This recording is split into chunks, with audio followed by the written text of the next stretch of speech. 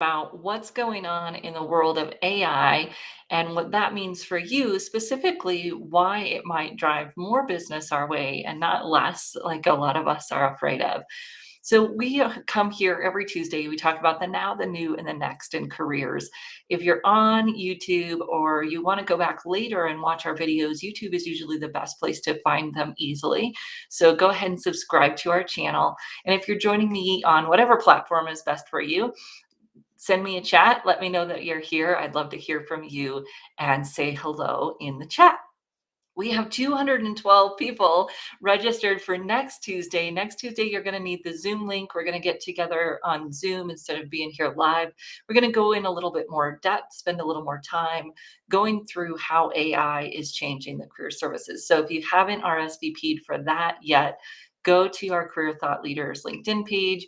You can RSVP there and we'll send you the Zoom link, or you can drop a chat here and let me know that you want it and I'll send it to you. I'm excited about that. I've been doing a lot on this topic recently, and we're going to dive a little bit deeper next week. Today, I want to talk about what's going on specifically in the profile generation space, resume writing space, and how that is kind of flipped the script on what we think about in terms of branding and why our clients need branding. Now, I saw a post today from Jillian Kelly. Jillian Kelly's in Australia. Maybe she's joining us early morning for her today.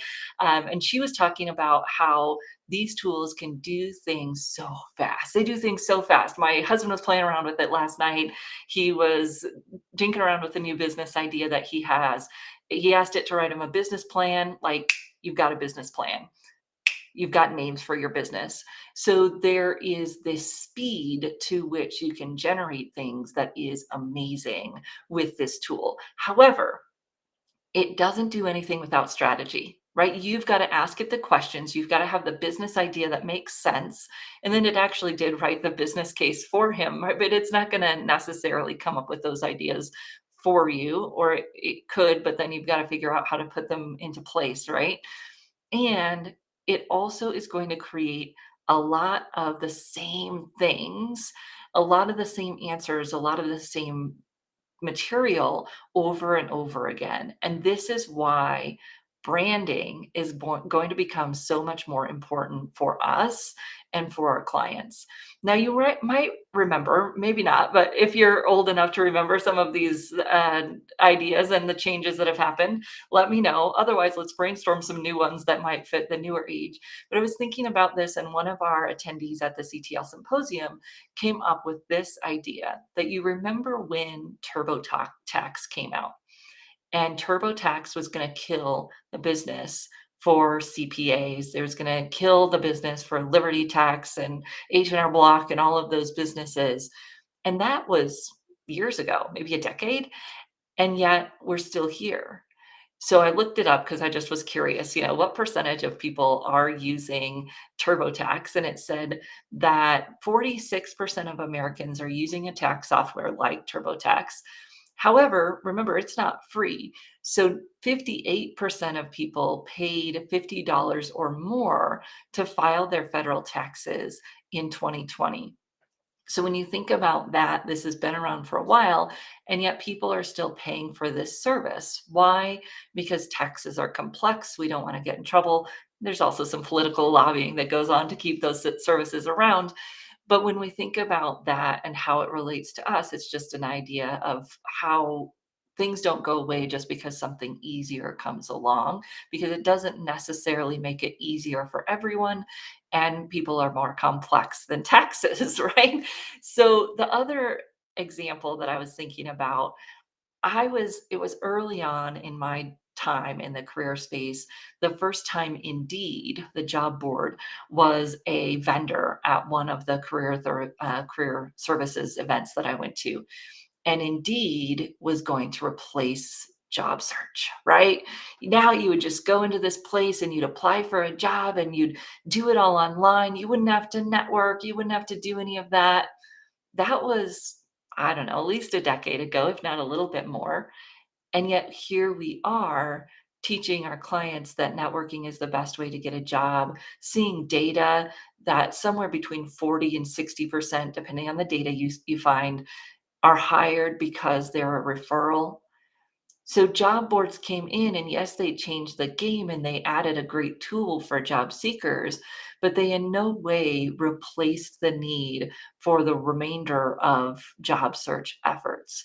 So when I look at AI coming in, and yes, it's going to be able to help people with their profile, to write them a few different headline ideas for their LinkedIn profile, to maybe write their about section if you feed it some great input. We'll talk more about that here in the next few months. But when we think about that, yes, it's going to make it easier and faster. And that is a good thing. But it also means that everyone is going to have access to those tools to do it easier, faster, and with better keywords. So it's going to be harder and harder for our job search clients to stand out just because they have the right keywords in their profile, right? Everybody will. And when you think about this, even in terms of us as service providers, if you're in business for yourself, everyone is going to have that more optimized profile, perhaps to the keywords. So people are going to start searching with more specificity. They're going to start searching in different ways. And by the way, even today, if you search in LinkedIn for a resume writer, let's say, it isn't just keywords that factor into what's provided back to you. We've been doing a little experimenting and digging, and it also seems that it is people's reviews specific to that service that you're searching for. Branding goes bigger than the content. So when we think about branding, I want to share three simple questions with you, but they're simple, they're not easy. Sometimes I'll say, like, this isn't rocket science, right? And it's not the how to that is challenging. It's the internalization and acting on it that is important. So I also saw a post by Shelley Piedmont, and she was talking about how commenting on other people's posts, we know that's something that could build our brand. We know it's something that will achieve some of these goals. It's not hard, but people don't do it because it's putting myself out there. What do I say? It's all the mental gymnastics that we go through, right? So when we think about branding, these same things are true. And this is what's going to help our clients stand out from other candidates, but not in the way that you think, because it's not going to be about search results anymore, because everybody can be found in a search result. So it kind of negates that thing. The other reason that search results aren't really mattering anymore is because the way that people search is changing, because they have to get smarter. A keyword search isn't going to get the best candidates anymore. Recruiters know this. And it's why the systems are shifting to not just search by keywords, but to search by patterns. And so if I'm searching by pattern, now I'm looking for people that have a certain career trajectory or might have grown up in a certain industry. And it becomes harder for our clients to maybe break through if they don't have those specific career trajectories. But they can still do it with branding. And let's talk about why. So, the first question that we ask when we talk about branding is, what do you want to be known for? Seems like it should be a simple question, right? What do you want to be known for? But for most of us, it's really challenging to boil it down to just one thing that you want to be known for. And when Susan Critton teaches our personal branding class, that's always something she asks people, what do you want to be known for? What's your one word? And most people give you two or three. It's really hard to get it down to one word that you want to be known for. But when we're talking about standing out in the sea of commodity content that AI is going to be helping people generate, you got to figure out, what do you want to be known for? Not necessarily because of your content. We'll talk about that here in a second, but because that's going to be the lifeblood of everything else that you do. Now, as we get into this, I'll just say that this is not about posting content. There are so many ways that you can use digital tools to build your visibility, to build how many, people are engaging with you. And that is why we changed the name of our class from social branding. It used to be called social branding. In 2018, we saw the writing on the wall and we said, we're going to change the name of this to digital branding, because it isn't just about creating content. And in fact, creating content and its importance in building your digital brand has actually gotten less and less, because there's so much of it out there. So what else are we going to do? First, we got to know what we want to be known for. Second, we've got to know who needs to know you. It's not necessarily who do you need to know, but it's who needs to know you. For you to achieve the goals you want to achieve, what communities do you need to be woven into? And who needs to know you so that you can get where you want to go, so you can have the clients that you want to have, whatever that might be. Now, this isn't about becoming famous. It's not about the number of likes. It's not about the number of followers, right? This is one of those shifts that's happened that it's really not about that anymore. And in fact, having a large number of followers may mean less and less these days because the algorithms aren't necessarily showing your content to all those people. Raise your hand and drop me a note in the chat if you've been seeing this, that on LinkedIn, hitting the bell doesn't do anything. People aren't getting notified. When you are not engaging with people on a regular basis, it doesn't matter if they follow you or not. They're not seeing your content now on LinkedIn because of the way the algorithm is changing. And what we've seen, I'll just drop you a few little nuggets here. What we've seen and what some of my expert groups are talking about is that perhaps it's the messaging. When you connect with someone in messaging, you start to see their content more. And of course, when you're engaging publicly on people's content, you start to see their content more.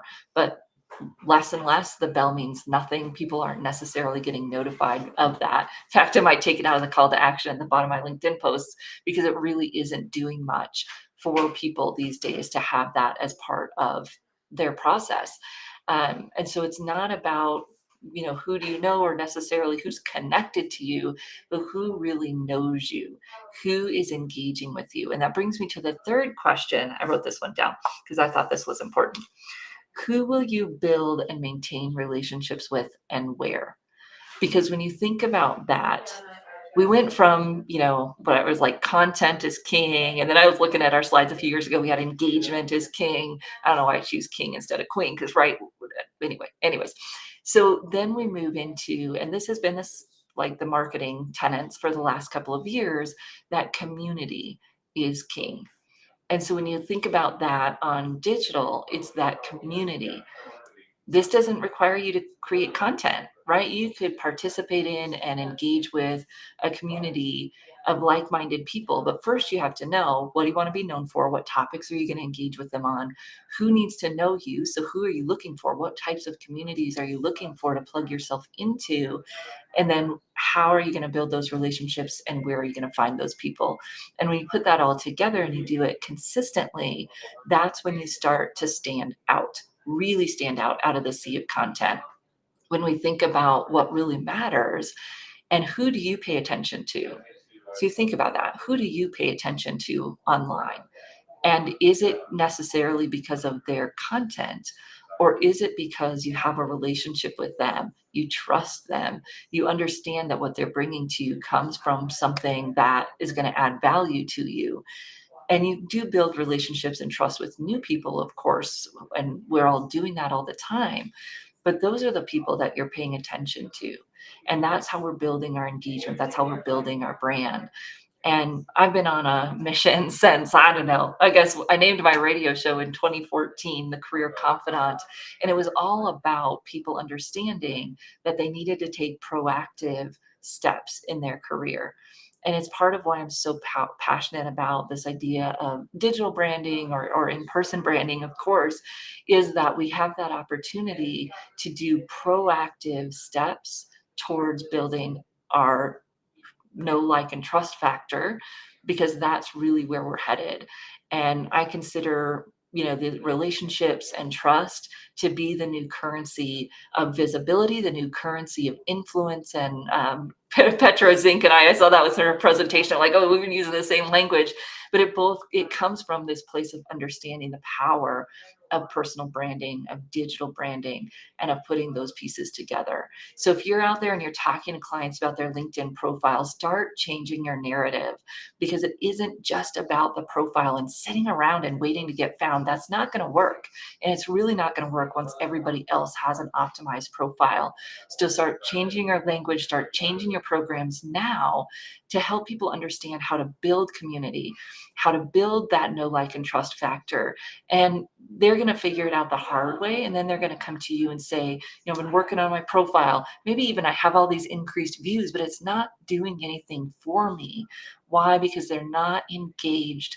They're not a part of the community, and someone else is. And it's easy. Isn't it easy when you're part of a community to say, oh, you should go and talk to so and so, or I'd rather hire so and so because I know them, they're part of my community.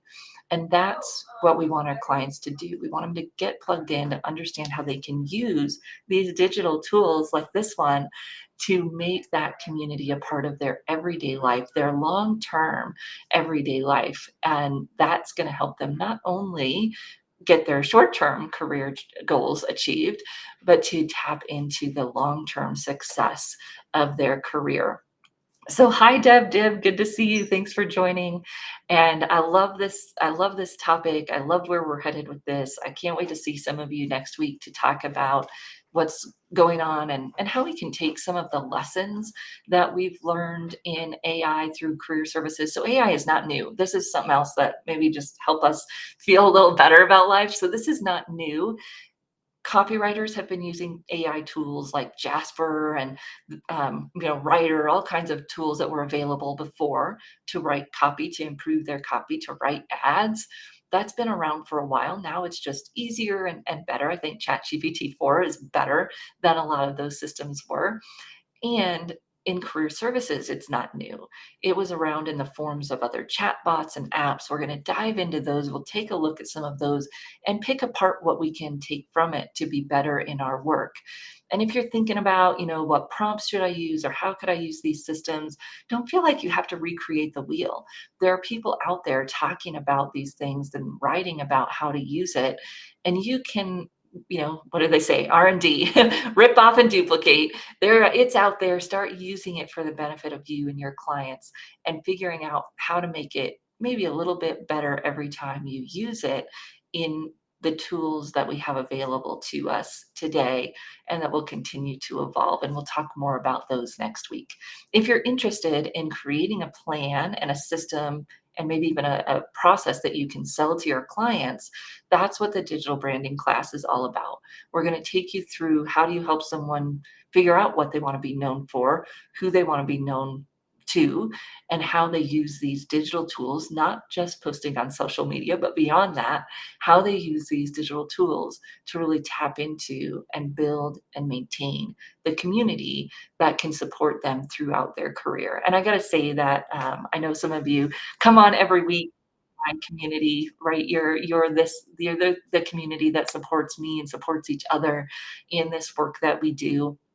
And I really appreciate your support. I loved getting to meet some new folks during our in-person symposium last week.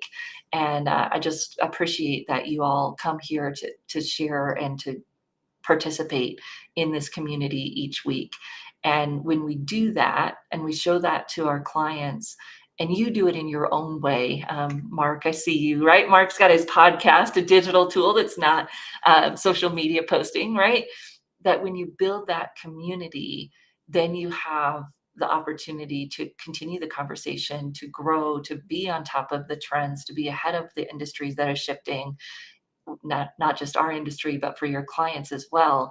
And that's really what we want to help them build, and to realize that it isn't an additional effort once they find the right tool to integrate into their everyday life.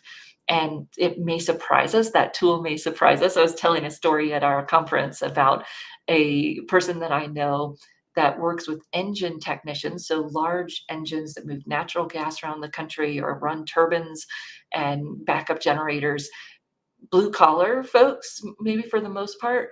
And yet Facebook is this community where they're there every day. There's engagement every day on Facebook groups with this community of engine technicians. So it may surprise us where they find the opportunity to plug in and connect and build community. And that's our goal for them, is to find a sustainable way to build community and then maintain those relationships that can buoy them throughout their career. And we often don't think about that community as part of someone's brand, but it really is. It's that it's the icing on the cake of your brand, because your brand isn't just about you and who you are and what you want to be and the value that you offer. That's a piece of it. But it's also that community that you build, who advocates for you, who supports you, and who you support as you move forward in your business, in your career. And that's the piece of it that is going to be differentiating moving forward for people. And I'm so excited to help you and to learn from you as we move together in clients understanding this new wave of branding in community and conversation. So next week, don't forget, if you want to join us next week, drop me a note, let me know. I'll send you the Zoom link, or you can RSVP for the event that we've got set up on the Career Thought Leaders LinkedIn page for next week.